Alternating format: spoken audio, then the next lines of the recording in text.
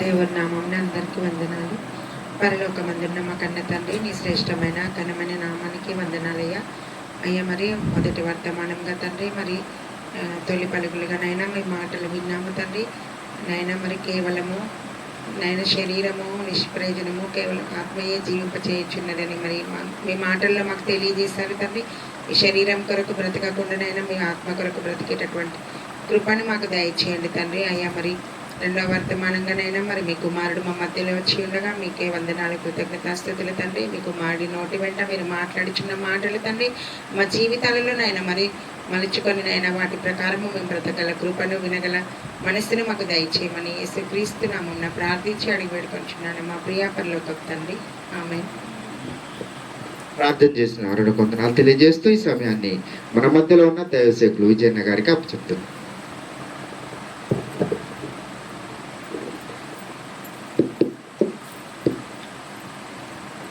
కీర్తనల మొదటి గ్రంథము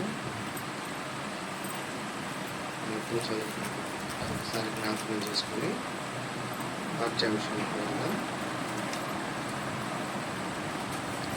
దుష్టుల ఆలోచన చొప్పున నడవక, దుష్టుల ఆలోచన చొప్పున నడవక, పాపుల మార్గమున నిలువక, పాపుల మార్గమున నిలువక, అపహాసకులు కూర్చుండ చోటను కూర్చుండక, అపహాస్యకులు కూర్చుండ చోట కూర్చుండక, యెహోవా ధర్మశాస్త్రమునందు ఆనందించుచు, యెహోవా ధర్మశాస్త్రమునందు ఆనందించుచు, దివారాత్రము దానిని ధ్యానించువాడు ధన్యుడు. దివారాత్రము దానిని ధ్యానించేవాడు ధన్యుడు. వాడు చెప్తాడు. దివారాత్రము దాన్ని ధ్యానించేవాడు బ్లెస్సుడు, ధన్యుడే చెప్తాడు. ఇంకా అతడు నీటి కాలువల యోరను, ఎప్పుడు మేము చదివా, అతడు నీటి కాలువల యోరను నాటబడినదై ఆకు వాడక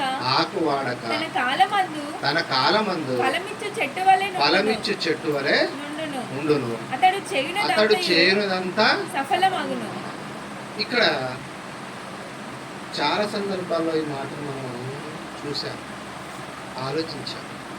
మనకున్నటువంటి బాధలు, కష్టాలు, కన్నీళ్ళు ఎందుకు వచ్చినాయి అంటే కేవలం దేవుడు మాట వినకపోవడం వల్ల. జ్ఞాపకం చేసుకోండి, దేవుడు చెప్పిన ప్రకారం మనం బ్రతకకపోవడం వల్ల మనకు వచ్చే కష్టాలు, మనకు వచ్చే రోగాలు, మనకు వచ్చే ఇబ్బందులు. అందుకని అక్కడ ఏం చెప్తున్నాడంటే అతడు చేయనదంతా సఫలమవుతున్నట్ట. ఒక చెట్టు నీటి కాలువ పక్కన ఉన్నప్పుడు అది ఎలా అయితే పచ్చగా ఏపుగా ఉంటుందో మనకు అర్థమవుతుంది. కరివేపాకు చెట్టు చూడండి, ఎప్పుడు నీళ్ళు పోస్తూ ఉంటే ఏపుగా మంచిగా ఉంటుంది, కరివేపాకు ఇస్తూ ఉంటుంది. మనం కూడా దేవుడి మాటలు వింటూ ఉంటే, ప్రార్థనలో గడుపుతూ ఉంటే, దేవుడి మాటలు వినడం మాత్రమే కాదులే కానీ దాని ప్రకారం ప్రవర్తిస్తూ ఉంటేనే మన జీవితాలు మంచిగా. అది నీదైనా కావచ్చు, నాదైనా కావచ్చు, నేనేమో దానికి అతీతునేమో కాదు, అది అందరికీ వర్తిస్తుంది. అందుకని ఏమంటున్నంటే ముందు చదివినటువంటి చెప్పిన మాటల్లో కూడా మనం ఆత్మీయంగా ఎదగాలంటే ఈ మాటలు చాలా ముఖ్యం. ఎందుకు మనం ఎదగలేకపోతున్నామంటే కలకాలం నివసించేదేమో ఆత్మ, ఇంతలో ఉండి అంతలో మాయమైపోయేదేమో శరీరం. ఇక్కడ విషయం ఏంటంటే ఎప్పటికి ఉండే ఆత్మను మనం పట్టించుకోకుండా ఎప్పుడు పోతామో తెలియని ఈ శరీరం గురించి ఆలోచిస్తున్నాం కాబట్టి మనకు అర్థం కాదు. మరి ఆ ఆత్మకి ఏం చేయాలంటే మొదటి నుంచి కూడా నువ్వు ఆహారం అంటే చెప్పింది ఆహారం, దాని గురించి నువ్వు ఆలోచించాలి. దాని ఎదుగుదల ఏంటి, అది పరిశుద్ధంగా ఉండడానికి నువ్వేం చేయాలి, నేనేం చేయాలంటే అనేది మనకు ఆలోచనలో వస్తే అప్పుడు మన జీవితం ఈ శరీరం ఉన్నంతకాలం శ్రమలలో ఉన్న కష్టాలలోకి వచ్చినా కూడా నువ్వు ఆనందంగా ఉంటావు. అర్థమవుతుందా? ఎందుకు చెప్తున్నావు అంటే ఫిలిప్పులకు రాసిన పత్రికలో పౌలు గారు ఒక మాట చెప్తాడు. ఏమనంటే ఆనందించుడి, మరలా చెప్పుదును ఆనందించు. ఈ మాట చూస్తారా? చూడండి, ఫిలిప్పులకు రాసిన పత్రిక మొదటి 4వ అధ్యాయము 4వ వచనం. ఫిలిప్పీయులకు రాసిన పత్రిక అపోస్తలుడైన పౌలు 4వ అధ్యాయం 4వ వచనం. ఎల్లప్పుడూ ప్రభువునందు ఆనందించుడి, మరలా చెప్పుదును ఆనందించుడి. ఎల్లప్పుడూ ఈఎంఐ నందు మీరు ఏడవడి. మన జీవితాలు ఎల్లప్పుడూ మీరు అప్పుల బాధలో ఏడుస్తూనే ఉన్నాం మనం అందరం. కానీ దేవుడు మాట ఏమైందండి, ఎల్లప్పుడూ బైక్ ఈఎంఐ కట్టడానికో, కారు ఈఎంఐ కట్టడానికో, లోను, హోమ్ లోను, పొదుపు లోన్లో ఇవి మీరు ఏడుస్తూనే కడతారు. ఎందుకు? దేవుడు చెప్పే మాట మనకు అర్థం కాదు. అందుకని దేవుడు ఏమంటుండంటే ఎల్లప్పుడూ ఆనందించుడి. తమ్ముడు నువ్వు బాగానే ఉన్నావు, మరి కట్టుకోవద్దా? ఎందుకు కట్టుకోవద్దని నేను చెప్తున్నా. అసలు నువ్వు దేవుడి మాట వింటేగా ముందు ఈ కట్టుకునే అవసరం ఎందుకు ఏర్పడదు నీకు? అక్కడ మందు రోగం ఎక్కడొచ్చిందంటే షుగర్ వచ్చింది. షుగర్ ఎందుకు వచ్చింది? అన్నం బాగా తినడం వల్ల, కోపం. నువ్వు దానికి మందేయాలి కానీ వచ్చినాక ట్యాబ్లెట్లు వేసుకుంటా ఉంటే నీ జీవితం ఏమవుతుంది? అంతే, తప్పు జరిగిపోయింది కదా, దాన్ని మనం ఏం చేయలేము. అపోస్తుడైన పౌలు ఏం చెప్తున్నాడంటే ఎల్లప్పుడూ చదువుతుంది, everyday, every time, every minute. ఏమంటుండు? ప్రభువునందు ఆనందించుడి. ప్రభువునందు, యేసుక్రీస్తు నందు ఏ శిక్షా విధి లేదని రోమా పత్రికలో చెప్తాడు. నువ్వేదంటే యేసునందు ఆనందించడం మనకి తెలియట్లేదు కాబట్టి, మనకి చేతగాట్లేదు కాబట్టి, అసలు యేసునందు ఆనందించడం ఎలానో మనం తెలుసుకున్నా కూడా దాన్ని పట్టించుకోవట్లేదు కాబట్టి మనం ఎల్లప్పుడూ ఏడుస్తూనే ఉంటాం. మరలా చెప్పుదును, మళ్ళా ఏడుస్తూనే ఉంటాం. ఇప్పటికైనా ఆ ఏడుపుకి, ఆ దుఃఖానికి, ఆ బాధకి మనం ఫుల్ స్టాప్ పెట్టుకోవాలి. ఎందుకు పెట్టుకోవాలి అంటే ఈ శరీరం కుషించిపోయితే ఉంటే లోపడున్న ఆత్మ కూడా కుషించిపోతుంది. నూతనంగా నువ్వు క్రీస్తులోకి రావాలంటే ఈ ఆత్మట దినదినము నూతనత్వాన్ని చేరుకోవాలి. దినదినము క్రీస్తు రూపము నీ యందు నా యందు ఏర్పడాలి అని అపోస్తుడైన పౌలు ఆనాడు చెప్పిండు. మీ యందు ఏర్పడేంత వరకు నాకట ఆయనకి ప్రసవ వేదన కలుగుతుందని ఒకనాడు పౌలు చెప్పిండు. మనకి ఏర్పడే కాబట్టి ప్రియ దేవుని పిల్లలారా, ఒకసారి పౌలుకు వచ్చినటువంటి శ్రమలు మనం ఆలోచిస్తేనట, కొరింథీయులకు రాసిన మొదటి పత్రిక 15వ అధ్యాయము 31వ వచనం చదవండి. అక్కడ చెప్తుంది అపోస్తుడైన పౌలు కొరింథీయులకు రాసిన పత్రిక 15వ అధ్యాయం 31వ వచనం చదవండి.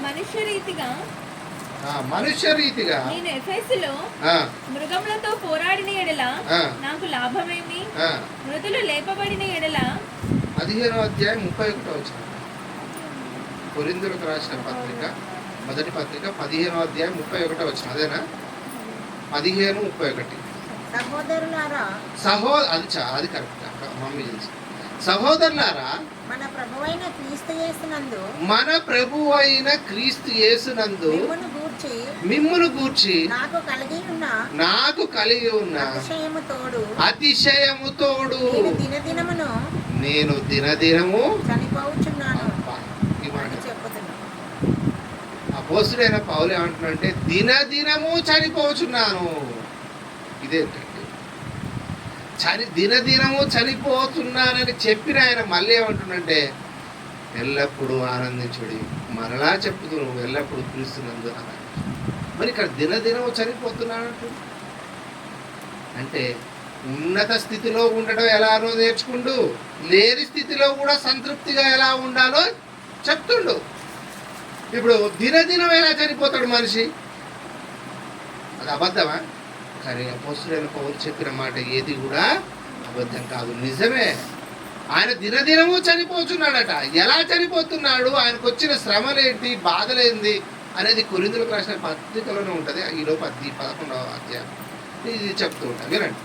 అంటే దినదినము ఎలా చనిపోతున్నాడు అంటే ఆయన నిజంగా దినదినమే చనిపోతూ మనకు అర్థం కావడానికి ఇప్పుడంటే మంచి మంచి పరికరాలు వచ్చినాయి కాబట్టి సింగరేణి జాబ్ హోల్డర్స్ కానీ దాన్ని ఏమంటారు, బావులు అంటారు కదా, సింగరేణి బావి, లేకపోతే టన్నెలు, ఇంకేమంటారు ఇంక్లైన్ అంటారు. ఇప్పుడైతే 3వ ఇంక్లైన్, 4వ ఇంక్లైన్ అంటారు. అప్పట్లో అందులోకి పోయిన వాళ్ళు మళ్ళీ వస్తారో రారో నమ్మకం ఉంటుందా? ఏ రోజుకి ఆ రోజే. డాడీ గారు మరి గుర్తుంటుంది. అంటే అంత ప్రమాదంతో కూడుకున్నటువంటి పని అది. అందుకని ఇంటికి నుంచి వెళ్ళేటప్పుడు డ్యూటీకి బాయ్ అని చెప్తారు, కానీ వస్తారా రారో తెలియని అంత ప్రమాదకరమైనటువంటి పనిలోకి వాళ్ళు వెళ్ళిపోతా ఉంటారు. అంటే ఏ రోజు బ్రతికితే ఆ రోజే. అది వాళ్ళు చేస్తున్నటువంటి పని, ప్రమాదకరమైన పని, మనకు అర్థమయ్యేటువంటి విషయం. మరి పౌలు, అపోస్తుడైన పౌలు ఎలా దినదినం చనిపోయిందంటే ఆయనకు వచ్చిన బాధలేందో, ఆయనకు వచ్చిన కష్టాలేంటో, క్రీస్తు కోసం ఎలా బ్రతికాడో మనకు ఆయన శ్రమలన్నీ తెలుసుకోవాలంటే చాలా టైం పడుతుంది. కానీ అంత సమయం మనం ఉండలేము కాబట్టి కొన్ని మాటలే మనం విని ప్రార్థన చేసుకుని ఉంటాం. చదువునా పౌలుకు వచ్చిన శ్రమలు 11వ అధ్యాయం ఉంటుంది కదా, కొరింథీయులకు రాసిన పత్రిక 11వ అధ్యాయంలో మొదటి పత్రికనే. శ్రమలు లేవా? అన్యజనుల వల్ల ఆపదలోను, యూదుల చేత ఆపదలోను. నువ్వు చిన్న బైబిల్ తీసుకుని, అందుకే నేను దొరకలేదు. శ్రమలు కొరింథీయులకు రాసిన మొదటి పత్రిక 11వ అధ్యాయంలో శ్రమలు ఉంటాయి రా, లేదా రెండవ పత్రిక చూడు, 2వ పత్రిక 11వ అధ్యాయం చదువు. ఆయనకు వచ్చిన శ్రమలు చూడండి. చదువు. వారు క్రీస్తు పరిచారకుల వెర్రివాని వల్లే మాట్లాడుచున్నాను, నేను మరి ఎక్కువగా క్రీస్తు పరిచారకుడను. అయినట్టు ఎట్లా అయినట్ట?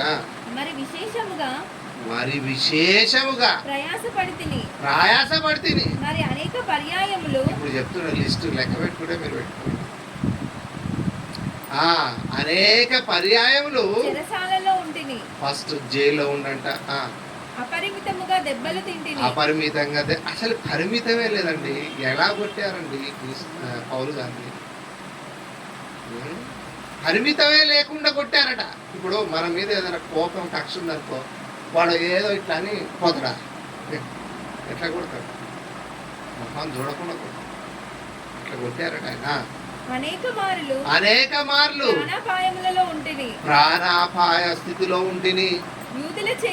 యూదుల చేత 5 మార్లు ఒకటి తక్కువ 40 అంటే 39 దెబ్బలు 5 సార్లు అంటే 195. మీకు ఒకసారి చెప్పినది 195 దెబ్బలు తినడు. ముమ్మారు బెత్తములతో కొట్టబడితిని.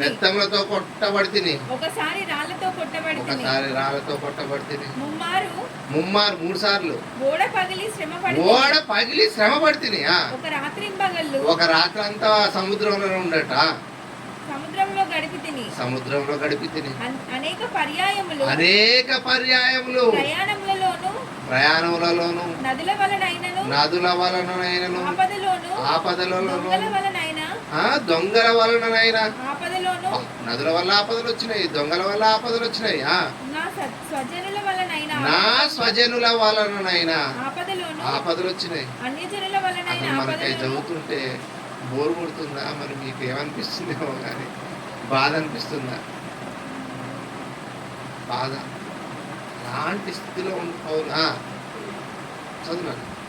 అన్యజనుల వలనైనా ఆపదలలోను, పట్టణానికి పోతే పట్టణంలో ఆపద, అరణ్యంలో ఆపద, సముద్రంలో ఆపద, కపట సహోదరుల వల్ల ఆపదలు. ప్రయాసముతోను కష్టములతోను తరచుగా జాగరణములతో. అసలు నిద్రే లేదు ఆయనకి, జాగరణం. ఆకలేసింది, మంచి నీళ్ళు అన్నం లేదు. తరచుగా ఉపవాసములతోను. అసలు తరచు ఉపవాసం అంట. చలి కప్పుడని బట్టలు లేవు చక్కగా. దిగంబరత్వం. అబ్బా, ఇంకనూ చెప్పవలసినవి అనేకములు ఉన్నవి. దిగంబరత్వం అంటే ఎందుకు? శాశ్వతంగా ఉండే ఆ ఆత్మను కొరకు ముందు మాటలు. ఈ శరీరానికి ఎన్ని శ్రమలైతే వచ్చినా వాటన్నిటిని తట్టుకొని ఉన్నాడు. ఎందుకో తెలుసా? ఒక చచ్చిపోవచ్చండి, కానీ చనిపోవడం వల్ల ఉపయోగం లేదు. రోమా సైనికులు ఖైదు చేసినప్పుడు చనిపోవడం అంటే యాక్చువల్గా సైనికులు ఈయనను చంపినా ఈయన చనిపోవడానికి లేదు అకార్డింగ్ టు బైబుల్. తక్కువ వెళ్ళిపోతాడు. అందుకనే ఒక మాట ఏమంటాడంటే, నేను బ్రతుకుట క్రీస్తే, చావైతే ఆయనకు లాభం అట. కానీ అంతకన్నా కూడా గొప్ప విషయం ఏమనుకుంటున్నారు మీరు చెప్పాలి. బ్రతుకుట క్రీస్తే, చావైతే లాభం. అంటే ఒకవేళ ఈ ఫిలిప్పులో రోమా జైల్లోకి వెళ్ళిపోయాడు కదా పౌలు గారు, ఖైదీ అయిపోయాడు. మీకు చెప్పేది ఏంటంటే ఫిలిప్పులోకి రాసిన పత్రికలోనే కొన్ని విషయాలు చెప్తాను. అయితే ఎప్పుడైతే ఖైదీకి వెళ్ళిపోయిండో ఆ ఖైదీలో ఉండి జైల్లో ఉండి కూడా దేవుడి మాటలే చెబుతూ లెటర్ రాసి ఎపఫ్రోదితు అనే వ్యక్తితోని ఫిలిప్పి సంఘానికి, ఫిలిప్పి అంటే ఇది ఒక గ్రీసు దేశంలో ఉన్నటువంటి ఒక దేశం, ఫిలిప్పైన్స్ కాదు. ఈ ఎపఫ్రోదితో ఉత్తరం పంపుతూ కూడా ఏం చెప్తుండంటే, మీరు ఈ బంధకంలో ఉన్నా, మీరు నన్ను చూసి మీరు బాధపడడం అవసరం లేదు. ఈ బంధకంలో అయినా సరే నేను కొంతమందికి వాక్యం చెప్తున్నా, అర్థమవుతుందా? నేను ఈ బంధకంలో ఉండి మీరేదో బాధపడాల్సిన అవసరం లేదు. దేవుడు నాకు ఏ రకంగానైనా సహాయం చేస్తాడు. నా పట్ల దేవుడు ఎంత సహాయం చేశాడో మీరు వినండి, మీరు చూడండి, మీరు కూడా అలానే వినండి అని చెప్పుకుంటూ వస్తూ ఒక మాట చెప్తుంది చూడండి. ఫిలిప్పులకు రాసిన పత్రిక 1వ అధ్యాయము 21వ వచనం చూడండి. నా మట్టుకైతే బ్రతుకుట కీస్తే, చావైతే నా మట్టుకైతే అబ్బాబ్బా నేను ఆలోచిస్తే నాయన నా మట్టుకైతే బ్రతుకుట. నేను ఎందుకు బ్రతుకుతున్నానంటే నీ ఇష్టం. నువ్వెందుకు బ్రతుకుతున్నావు? నేనెందుకు బ్రతుకుతున్నా? ఎప్పుడైనా ప్రశ్నించుకున్నా? నేనెందుకు బ్రతుకుతున్నానంటే నా పిల్లల కొరకు. నేనెందుకు బ్రతుకుతున్నానంటే నా భార్య, నా కుటుంబం, ఇవే వస్తాయి. నేనెందుకు బ్రతుకుతున్నానంటే ఉద్యోగం చేయడానికి. అంటే ఎంత ఉన్నతమైనటువంటి స్థితిలోకి వెళ్ళిపోయిండో మనకు అర్థం కావాలా. అది ఎప్పటికీ అర్థం కాదు, ఫర్ కైండ్ ఇన్ఫర్మేషన్. కానీ ఈ మాటలైతే వినాలి, వింటేనైనా మనం మారుతామని ఒక ఆశ, దేవుడు ఆశ. అందుకని ఏమంటున్నంటే, నేను బ్రతుకుట క్రీస్తే, నా బ్రతుకు ఏమంటున్నావా, నా మట్టుకైతే బ్రతుకుట క్రీస్తే. అసలు నేను బ్రతికేది ఎందుకంటే క్రీస్తు కొరకే. అంతటితో ఆగిపోతాయి. మళ్ళీ ఏమంటాడు, ఒకవేళ ఈ రోమా సైనికులు కానీ లేదా నిజంగా నాకు మరణం వచ్చిన వ్యాధి ద్వారా కానీ ఇంకేదే ద్వారా కానీ నాకు మరణం వచ్చినది, ఏమంటుండు, చావైతే లాభం. రెండు బ్రతుకుతేనేమో క్రీస్తు కోసం అంట, చనిపోతే లాభం. ఇప్పుడు మనం బిజినెస్ చేస్తూ ఉంటాం, ఏమొస్తుంది, లాభం వస్తుంది. శరీర అవసరాలు ఉపయోగించుకుంటూ తప్పేం లేదు, మంచిదే. నువ్వు కష్టపడుతున్నావు కాబట్టి లాభం వచ్చింది. మరి నువ్వు చనిపోతే లాభం వస్తుందా? నేను చనిపోతే లాభం వస్తుందా? మనకు రాదండి. ఎందుకంటే ఈ ఆత్మ యుగ యుగాలు దేవుడితో ఉంటే అది లాభం. ఈ ఆత్మ శరీరాన్ని విడిచిన తర్వాత ఈ ఆత్మ నరకంలోకి వెళ్ళిపోతే ఏంటి నష్టం? ఒకడట లోకమంతా సంపాదించుకొని చివరికి తన ఆత్మను కోల్పోతే ఏమి లాభం అని చెప్పిండు దేవుడు. ఉంది లూకాసువార్తలో ఉంటుంది. ఒకడు లోకమంతా సంపాదించుకొని చివరికి తన ఆత్మను కోల్పోతే, తన ఆత్మ నరకానికి వెళ్ళిపోతే అతనికి ఏ లాభం అని చెప్పిండు. ఆనాడు ఒక భక్తుడు ఏమి లేదు, లాభం లేదు. కానీ పౌలుకి ఏం అర్థమైపోయిందంటే, బ్రతికిటితే క్రీస్తే, చావైతే అర్థమైపోయింది. మళ్ళీ ఏమంటున్నంటే, ఆయన నాకు ఈ రెండు ఉన్నాయి, నాకు మంచి అటు పోయినా మంచి ఇటు పోయినా మంచిగా ఉంది అంటుండు. ఇంకా నేను ఎందుకు బ్రతికున్నానో చెప్తుండు పౌలు. చెప్పు, చదవమని నెక్స్ట్ వచ్చి. ఇప్పుడు ఎందుకు నేను బ్రతికున్నానంటే, అయినను శరీరంతో నేను జీవించడం వలన నాకున్న పనికి ఫలసాధకమైన ఎడల నేనేమి కోరుకుందును నాకు తోచలేదు. ఈ రెండింటి మధ్యను ఇరుకునబడి ఉన్నాను. నేను వెడలిపోయి క్రీస్తుతో కూడా ఉండాలని నాకు చాలా ఆశ ఉందయ్యా. అది నాకు మరి మేలు అయినను ఇప్పుడు చెప్తున్నా. అసలు ఎందుకు ఉన్నాను అనుకుంటున్నారు? ఈ జీవం, ఈ పౌలు అనే ఆత్మ శరీరంలో ఎందుకు ఉంది అంటే చెప్తుండ అక్కడ. అయినను నేను శరీరమునందు నిలిచి ఉండుట, శరీరమందు నిలిచి ఉండుట మిమ్మును బట్టి మరి అవసరమై ఉన్నది. ఇప్పుడు మనం ఏ స్థాయిలోకి పోవాలంటే మనం అన్ని 24 గంటలు మన పనులే చేసుకుంటాం, మనకు అసలు అప్లై కాదులే. కానీ మీకు అర్థం కావడానికి చెప్తాను. నేను నా శరీరంలో ఎందుకు ప్రాణంతో ఉన్నాను అంటే మీకు అక్కడేమో ముందు వచ్చిన బాగా చదివిస్తారు, అందరు బ్రతుకుంటా క్రీస్తే చావైతే లాభం కాదు. అసలు విషయం ఏందో చెప్తుండు. నీ చచ్చిపోయినా నాకు లాభమే, కానీ అంతకన్నా ఇంపార్టెంట్ ఏందో తెలుసా? మిమ్మల్ని కూడా క్రీస్తు నందు సంపూర్ణంగా చేసి నిలబెట్టాలన్న ఆశ నాకుంది. అందుకనే నేను నన్ను బ్రతికిస్తున్న దేవుడు. అది కమిట్మెంట్ అంటే. మనం అందరం ఉద్యోగాలు చేస్తూ ఉంటాం. చాలామంది తల్లిదండ్రులు ఏంటంటే చేసే ఉద్యోగాలు అది బాధ్యత అనేది గుర్తించరు వాళ్ళు. నేను చేస్తున్నా గారా నా మాట అంటాడు. నిజమే, వినాల కాదనకి మంచి మాట. బాధ్యత అది రూలింగ్ చేయడం కోసం కాదు నువ్వు సంపాదించేది. వాళ్ళు స్త్రీ అయినా పురుషుడైనా కుటుంబం కొరకు సంపాదించాలి, కాదనట్లేదు. కానీ అది నీ బాధ్యత. ఈ బాధ్యతను నువ్వు గుర్తెరగకుండా వాళ్ళ మీద ఏదో పెత్తనం చేయాలనుకుంటే కుదరదు. నీ బాధ్యతను నువ్వు నెరవేర్చాలి కరెక్ట్గా. ఎందుకు అంటే అపోస్తులైన పౌలుకి అర్థమైపోయి ఏమని చెప్తున్నానంటే, నేను నా శరీరంలో ఎందుకున్నానంటే మీ గురించే, మీకు సువార్త చెప్పడం కోసం, మీకు మాటలు అందించడం కోసం, మీరు మారడం కోసం, మీరు మారు మనసు పొందడం కోసం, మీరు బాప్తిజం తీసుకోవడం కోసం యేసుక్రీస్తు నందు మిమ్మల్ని నిలబెడితే అప్పుడు నాకు సంతోషం, మీరు మారడం నాకు ఆనందం. ఇది విషయం చెప్తుంది. అందుకనే ఏమంటున్నానంటే దాని కొరకు దినదినమైనా నేను చనిపోవడానికి ఇష్టపడుతున్నాను. అందుకని ముగించుకుందాం. ఇప్పటికే ముందు ఇంకొక 5-10 నిమిషాలు ముగించుకుందాం. ఫిలిప్పీలకు రాసిన పత్రికలోనే మనం ఉన్నాం కాబట్టి ఆయన ఎలా యేసుక్రీస్తుని ధరించుకున్నాడో మనం చూసుకొని చూడండి. రెండవ అధ్యాయం, ఫిలిప్పీలకు రాసిన పత్రిక 2వ అధ్యాయం. యేసుక్రీస్తుట ఎలా వచ్చాడు భూమి మీదకి అనే విషయాన్ని అక్కడ చెప్తున్నాం. చూడండి 6వ వచనం చదువు.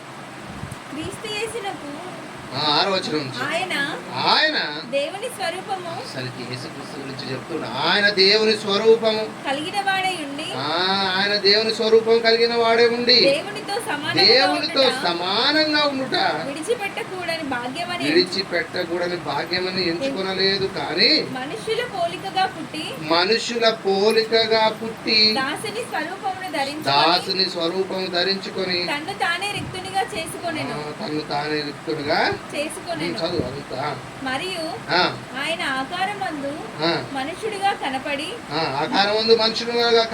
మరణం పొందునంతగా అనగా శిలువ మరణం పొందునంతగా విధేయత చూపిన వాడై తన్ను తాను తగ్గించుకొనెను. అందుచేతను చూసిరా, యేసుక్రీస్తు ఏ నేరము చేయలేదు, అవమానాన్ని పొందాడు. ఎందుకు అవమానాన్ని పొందిందంటే నీ కోసం, నా కోసం. ఆ త్యాగం మనకు అర్థం కావాలి. ఏ తప్పు చేయకపోయినా మన కోసం పాపంగా మారిపోయిండు, శిలువ ఎక్కిండు. ఆ శిలువలో మనం అందరం ఏం చూస్తామంటే, శిలువ మీదకి పోయినప్పుడు ఆ సినిమాలలో కానీ దేంట్లోనే కానీ ఆ రక్తం వచ్చేది, ఆయన కొరడాలతో కొట్టేది చూస్తూ ఉంటాం, మనసు బాధ కలుగుతుంది కదా, అవునా కదా? Passion of the Christ. చాలా సినిమాలలో యేసుక్రీస్తుని హింసించింది, యేసుక్రీస్తుని ఎలా కొట్టిందో చూడవా, మీకు ఏమనిపిస్తుంది? బాధ అనిపిస్తుంది, బాధపడాలి. కానీ ఎందుకు కొట్టిరు ఒకసారి ఆలోచించండి. అదే కరెక్టే చెప్పింది. ఏంటిదమ్మా మళ్ళీ ఒకసారి చెప్పు. ఎవరు చేసి పాపం? అది కరెక్టే చెప్పింది.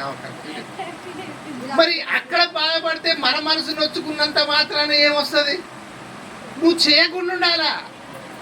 చేసిన వాటికి ఆయన శిక్ష పడింది, ఇక నుంచి మనం అంటే ఆయనను కొట్టిన ప్రతి దెబ్బ ఎందుకు కొట్టబడిందంటే నా పాపముల నిమిత్తం అన్న సంగతి మర్చిపోకూడదు. చాలా మంది నేను చూసిన ఆ బిట్టు తీసేయండి. అది చూస్తుంటే బాగాలేదండి, మనసు చెలిస్తుందండి. తీసేయండి. కొంచెం ఫాస్ట్ ఫార్వర్డ్ పెట్టండి. ప్యాషన్ ఆఫ్ ద క్రైస్ట్ కానీ అది అన్నం తినేటప్పుడు అది ఎందుకంటే అసలు విషయం అని అర్థమైందండి. ఎందుకు కొట్టారు? ఆయన తప్పు చేసిండు. మన పాపం, మన వేషధారణ నిమిత్తం, మనం అబద్ధాలు ఆడుతున్న నిమిత్తం, మనం అందుకనే ఆ రోజు యెరూషలేము కుమార్తెలందరూ కూడా వచ్చి ఏడ్చిరా లేదా? ఏడుస్తున్నారు. శిలువ మీద తీసుకుపోతుంటే వీళ్ళందరూ అక్క చెల్లెలు, అన్నదమ్ములు కాదులే, తల్లులు, అక్క చెల్లెలు అనుకో, యెరూషలేము కుమార్తెలందరూ వచ్చి శిలువ కోల్కత్తా కొండ మీద తీసుకెళ్తున్నప్పుడు ఏడుస్తున్నారు. ఏడవలేదు. అప్పుడు యేసుక్రీస్తు ఏం చెప్పింది తెలుసా?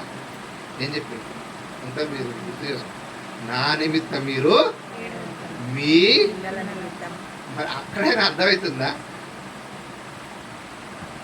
దేవుని పిల్లలు ఇక్కడ ఏమంటున్నాడంటే ఆయన విడిచిపెట్టకూడని భాగ్యమని ఎంచుకోలేదు, కానీ ఆయన మన కోసం దాసుని స్వరూపం ధరించుకొని నీ కోసం నా కోసం వచ్చిండు. అందుకనే మనము మన బ్రతుకులో ఆయన త్యాగాన్ని చూపించాలి. ఇది అపోస్తుడైన పౌలు అదే చేసిండు ఫిలిప్పీయులకు రాసిన పత్రిక. అందుకనే ఏమంటుండంటే అదే అధ్యాయంలో ఉన్నాం కదా నాన్న. అందుకనే ఆయన ఎలా చేయబడిండు 11వ వచనం చదువున, 2వ అధ్యాయం 11వ వచనం. ప్రతి వాని నాలుకయు తండ్రి అయిన దేవుని మహిమార్థమై యేసుక్రీస్తు ప్రభు అని ఇప్పుడు మనం ఒప్పుకోవాలా? ఆయన చేసే త్యాగాన్ని బట్టి ఒప్పుకోవాలని దేవుడు ఆయనను అధికంగా హెచ్చించి ప్రతి నామమునకు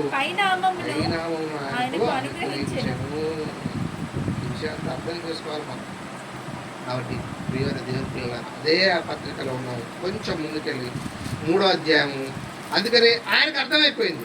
3వ అధ్యాయంలో మనం పోస్తే ఒక మాట చెప్పు, 8వ వచనం చదువు. అందుకని యేసుక్రీస్తుని ధరించుకున్న మనమంట మనకున్నటువంటి పరిస్థితి ఏందో అపోస్తుడైన పౌలు ఎలా బ్రతికాడో మనకి ఇక్కడ చెప్తున్నాడు. 8వ వచనం చదువు.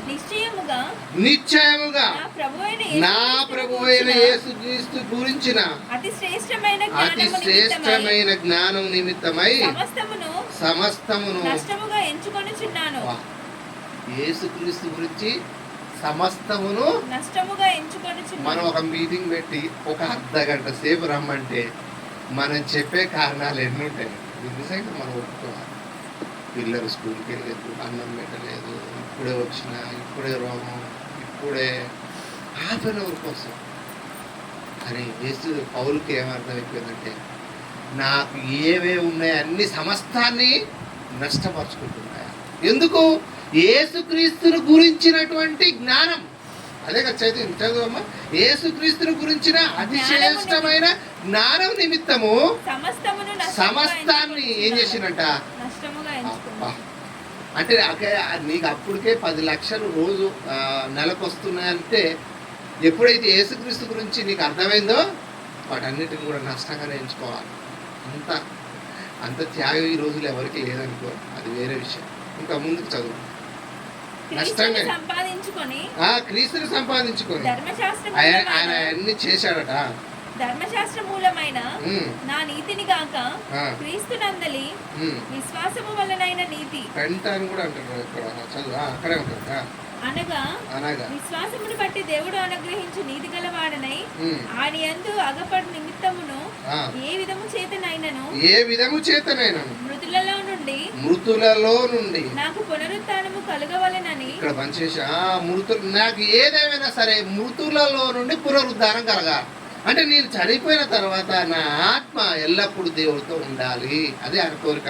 ఆయన మరణ విషయంలో ఇక్కడ చెప్తున్నా, ఆయన మరణ విషయంలో సమాన అనుభవం గలవాడనై ఆయనను ఆయన పునరుద్ధాన బలమును ఎరుగు నిమిత్తము ఆయన శ్రమలలో పాలివాడనగుట ఎట్టిదో ఎరుగు నిమిత్తమును సమస్తాన్ని నష్టపరచుకొని వాటిని పెంటతో సమానంగా ఎంచుకొనుచున్నాను. 12-13 కూడా చదువు ముగించుకో. ఇది వరకే నేను గెలిచి తినని అప్పుడే గెలిచి తినని అయినను ఇది వరకే సంపూర్ణ సిద్ధి పొంది పొంది తినైనను నేను అనుకొనటం లేదు గాని. అప్పటికే ఇక్కడ విషయం ఏంటంటే పౌలు క్రీస్తు గురించి తెలియక ముందు కూడా చాలా గొప్పవాడు. అర్థమవుతుందా? గమాలియేలు పాదాల యొక్క దగ్గర ధర్మశాస్త్రాన్ని నేర్చుకున్నవాడు, చాలా ఉన్నతమైన వాడు. ఎంత ఉన్నతమైన వాడంటే తాను నమ్మిన మతం గురించి ఎవరైనా చెడుగా మాట్లాడితే, అప్పుడు యేసుక్రీస్తు గురించి తెలియదు, యేసుక్రీస్తు గురించి ఎవరైనా మాట్లాడితే వాళ్ళని చంపడానికి వెళ్ళిపోయేలా వ్యక్తి. తెలుసా మీకు పౌలు? యేసుక్రీస్తు గురించి తెలియనప్పుడు యేసు గురించి ఎవరైనా మాట్లాడుతున్నా, క్రీస్తు జ్ఞానం గురించి మాట్లాడుతుంటే వాళ్ళని చంపడానికి వెళ్ళిన వ్యక్తి. ఎవరి ద్వారా? అధికారుల ద్వారా తాకీదులు తీసుకొని యేసు గురించి మాట్లాడొద్దు, యేసు గురించి జ్ఞానాన్ని ఎవరైనా చెప్తుంటే వాళ్ళని చంపడానికి వెళ్ళిన వ్యక్తే చివరికి ఎలా మారిపోయిందంటే యేసుక్రీస్తు యొక్క జ్ఞానాన్ని నేర్చుకున్న తర్వాత, విన్న తర్వాత, తెలుసుకున్న తర్వాత బ్రతికితే ఆయన కోసం బ్రతకాలి. ఈ రోజుల్లో కూడా సేమ్ అంతే. చూడండి, నమ్మితేనేమో యేసుక్రీస్తు గురించి కరెక్ట్గా నమ్ముతారు, నమ్మకపోతే నమ్మిన వాళ్ళని చంపడానికి కూడా ఆయన కడుగేయట్లేదు. ఈ రోజుల్లో ప్రభుత్వంలో కొంతమంది మత ఛాందసవాదులు ఉన్నారు. అంటే ఎంత క్వైట్ ఆపోజిట్గా ఉన్నారో చూడండి. క్రీస్తుని గురించి జ్ఞానం తెలియాలి. అందుకని ఏమంటుండంటే నేను ఇది వరకే, ఆ మాట ఎందుకు చెప్తున్నంటే అప్పుడు అన్నీ నేర్చుకుండు చదువున్నాను. ఇది వరకే అంటాను చదువు, ఇది వరకే గమాలియేలు పాదాల యొక్క సకల శాస్త్రాలు నేర్చుకున్నా. నేను గెలిచి తినైనను ఇది వరకే సంపూర్ణ సిద్ధి పొంది తినైనను నేను అనుకున్నట్టు లేదు గాని. అప్పుడు నేను ఇప్పుడు అనుకోవట్లేదు, అప్పుడు అనుకున్నాను కానీ అది తప్పు అని అనుకునట్లేదు. కానీ నేను దేని నిమిత్తము క్రీస్తు యేసు చేత పట్టబడితినో. దేని నిమిత్తం అంటే పరలోక రాజ్యం నిమిత్తం. ఆయన చెప్పిన దాని ప్రకారం చదువున్నాను మళ్ళీ. నేను దేని నిమిత్తము క్రీస్తు యేసు చేత పట్టబడితినో. దేని నిమిత్తం క్రీస్తు యేసు చేత పట్టబడితినో దానిని పట్టుకొనవలెనని పరిగెత్తుచున్నాను. అందుకనే ఉంటాడు, నా పరుగు కడముట్టించి తిని నా కొరకు నీతి కిరీటం ఉంచబడింది. మీకు ముందు చదివించిన ఏమని, దినదినము ఆయన చనిపోతున్నాడంట. ఇన్ని ఆపదలు మనం ఇందా చదువుకున్నాగా కొరింథీ పత్రిక 11వ అధ్యాయం. ఇన్ని ఆపదలు ఇన్ని వచ్చినా కూడా పరిగెత్తుతూనే ఉంటాయి. ఈరోజు మనకు వచ్చే శ్రమలు, ఆయనకున్న శ్రమలు ఏమైనా పోల్చొచ్చంటారా? చివరిగా ఆ మాట కూడా చదువుతా మా వెనకున్న. ఇప్పుడు మనం ఏం చేయాలట అదే చెప్తున్నాం. సహోదరులారా 11 వచ్చిన సహోదరులారా నేను ఇదివరకే పట్టుకొని ఉన్నానని తలంచుకొనును.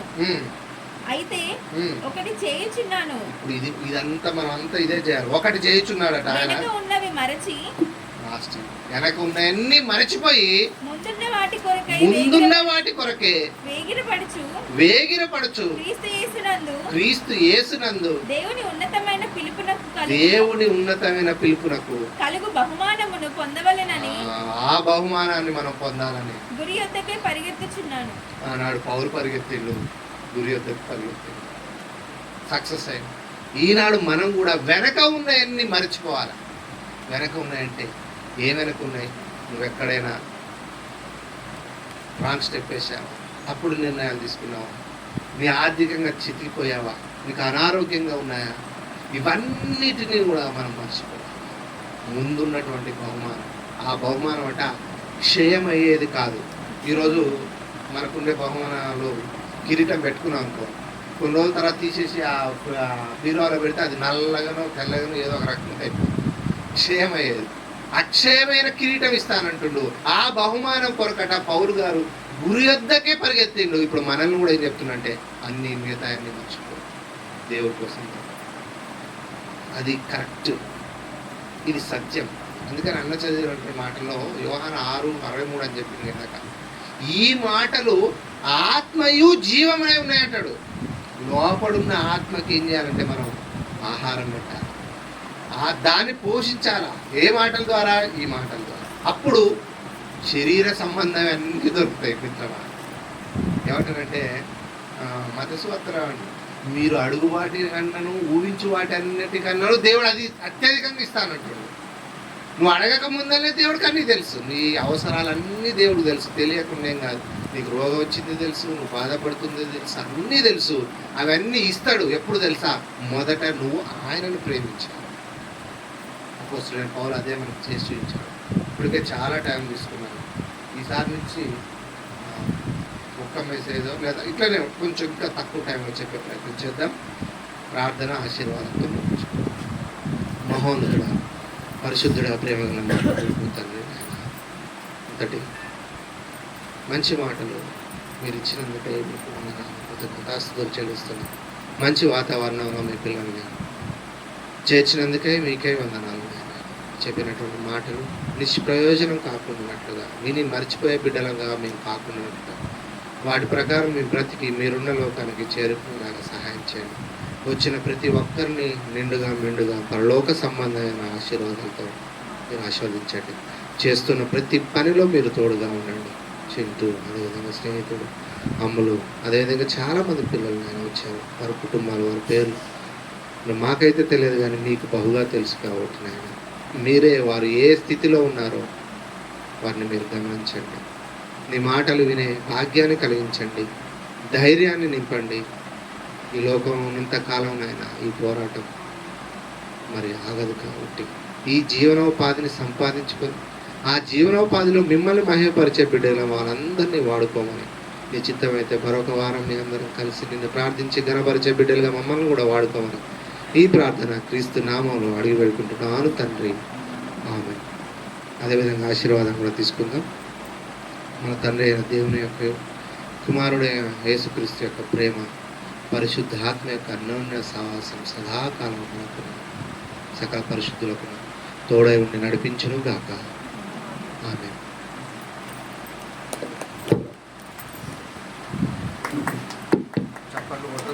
ఓకే అండి, చక్కని మాటలు మరి మన